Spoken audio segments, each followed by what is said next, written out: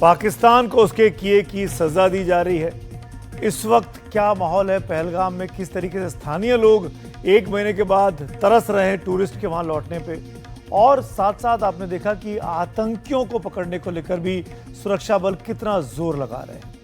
लेकिन इन सब के बीच में उन 26 परिवारों को नहीं भूलना चाहिए जिन्होंने अपनों को 22 अप्रैल को अपनी आंखों के सामने खो दिया था। घाव बहुत गहरे हैं, भरने में वक्त लगेगा। आज का दिन उन 26 परिवारों के लिए भी एक पड़ाव जैसा है जिन्होंने बैसरन घाटी में अपनों को अपनी आंखों के सामने खोया। इस मौके पर हमने सोचा ऐसे कुछ परिवारों से बात की जाए, उनके पास दोबारा चला जाए, उनके हालचाल जाने जाए और पूछा जाए कि आखिरकार इस एक महीने में जो कुछ हुआ अब उनको उस पर क्या कहना है।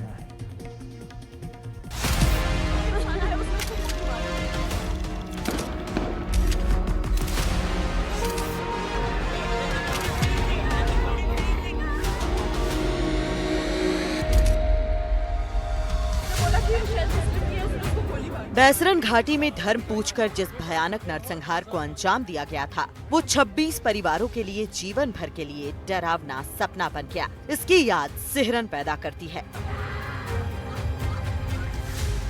कानपुर के शुभम द्विवेदी उन लोगों में शामिल थे जिन्हें 22 अप्रैल के हमले में आतंकियों ने सबसे पहले नाम और धर्म पूछकर मार डाला था। पत्नी ने अपने सिंदूर की रक्षा के लिए आतंकियों के आगे हाथ जोड़े, लेकिन दहशतगर्दों ने उनकी आंखों के सामने पति के सिर में गोली मार दी। उस दरिंदगी के 30 दिन बाद हमने दोबारा शुभम की पत्नी से बात की। उसको सोच समझ के बिल्कुल समझ के पास आके उसको मारी थी, क्योंकि वो पहला अटैक था। बाकी लोग तो उसके बाद अलर्ट हुए, भागने लगे, चीखने चिल्लाने लगे, तब इन्होंने उन्हें मारा है। वो पूरे बच्चे हैं, उसका पूरा शरीर है उनके पास।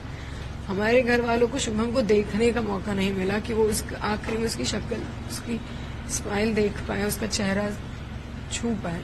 मेरी पहले दिन से दो ही चीजें थी, आतंकवाद के खिलाफ और शहीद के दर्जा, जिसमें पहली चीज में पूरी तरीके से सरकार हो चाहे आर्म फोर्सेस हो, सब कर रहे हैं काम। बस दूसरा जो शुभम के लिए शहीद के दर्जे की बात, जो हमारा परिवार और शायद आज देश का हर एक इंसान कर रहा है, उस पे कोई भी चर्चा नहीं हुई है। मैं वेट कर रही हूँ, ये परिवार वेट कर रहा है कि इस पे भी जल्दी फैसला लिया जाए। शुभम द्विवेदी अपने माँ बाप के इकलौते बेटे थे। 2 महीने पहले शादी हुई थी। पिता के पास अब सिर्फ यादें बची हैं। बहुत सख्त कार्रवाई की है आतंकवाद के खिलाफ। आतंकवाद के अड्डों को हमारी सेना ने नष्ट करने का काम किया है। लगातार आतंकवाद पे प्रहार चल रहा है। हमारी सरकार आतंकवाद को समूल नाश करने के लिए कटिबद्ध है, प्रतिबद्ध है। उसके लिए मैं माननीय प्रधानमंत्री जी को धन्यवाद देता हूँ। 22 अप्रैल को पहलगाम में आतंकियों ने ओडिशा के प्रशांत सतपथी की भी जान ले ली। बालासोर में प्रशांत के घर उस दिन हाहाकार मच गया जब उनका पार्थिव शरीर लाया गया। 7 मई की सुबह जब ऑपरेशन सिंदूर की खबर आई, प्रशांत की पत्नी ने जो कहा, सुनने वालों को उसने झकझोर कर रख दिया। हम लोग सब जो है वो उनका सबका मांग सुना हो गया है, और इसके बाद और किसी का मांग सुना ना हो, किसी के मतलब किसी के ऊपर बाप का साया ना रहे, ऐसा सिचुएशन कभी ना आए। पहलगाम आतंकी अटैक के महीने भर बाद हम प्रशांत के भाई से मिले। किसी तरह जज्बातों को संभालते हुए सुशांत ने कहा, भाई कभी वापस नहीं आएगा। लेकिन वो 4 आतंकी कहाँ गए जिनके स्केच जारी हुए थे? 1 महीना हो गया, वो बात को आहिस्ता आहिस्ता तो सुधरना पड़ेगा हमारा परिवार को।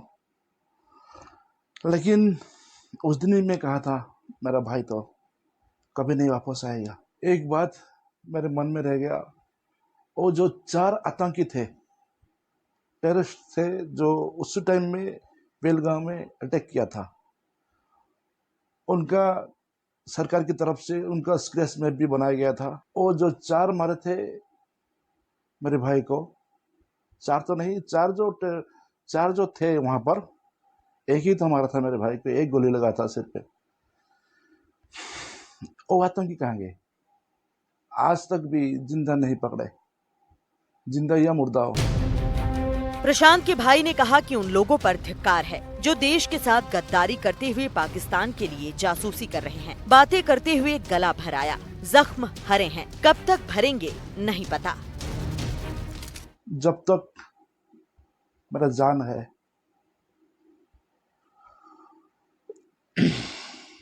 उस तक तो मेरा भाई का याद आएगा। आतंकियों ने 22 अप्रैल को बैसरन घाटी में भारतीय वायुसेना के कारपोरल टागे हैलियांग की भी हत्या कर दी थी। सुबनसिरी जिले के ताजांग गांव में परिवार के लोग हैलियांग को याद कर रहे हैं। हैलियांग के बड़े भाई टागे टाका को इस बात का संतोष है कि भारत ने पाकिस्तान का करारा जवाब दिया, लेकिन इस बात का अफसोस भी है कि बैसरन के दरिंदे अभी तक पकड़ से बाहर हैं। लेकिन अभी 1 महीना हो चुका है, इसमें भी अभी जो आतंकवाद जो टेररिस्ट जो इन्वॉल्वमेंट था, जो जिसमें फोटो जो दिखाया गया है, लेकिन अभी तक उन लोग को ट्रेस नहीं कर पा रहा है, नहीं पकड़ पा रहा है। इस बात को सुन के थोड़ा सा दुखी हूँ एक फैमिली होने के नाते। तो जितना ऑपरेशन सिंदूर में तो भारत सरकार ने तो करने में किया है, वो सब से तो सुन के तो थोड़ा सा तसल्ली तो हुआ है, लेकिन अभी भी इस बात का थोड़ा सा मैं दुखी हूँ कि इन चारों जो टेररिस्ट जो फोटो में जो दिखाया गया है, जो मीडिया में दिखाया गया है, उन लोग का अभी तक खात्मा नहीं कर पा रहा है।